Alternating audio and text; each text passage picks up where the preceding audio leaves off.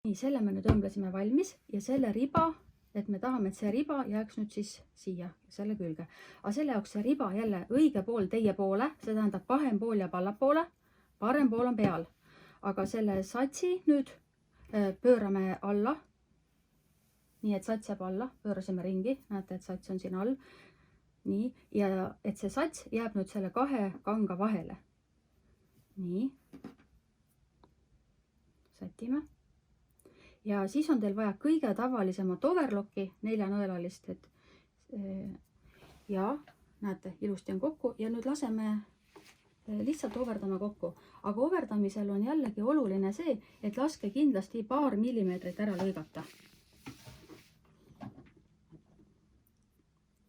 Nii, ja lihtsalt hoian ja lasen.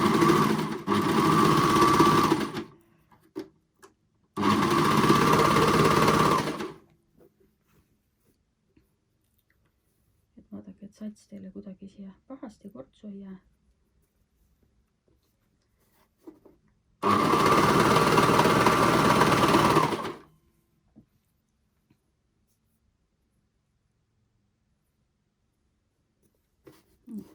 Kohe on valmis.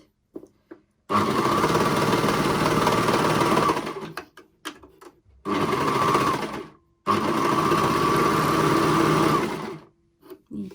Ja nüüd vaatame, mis tulemuseks sai.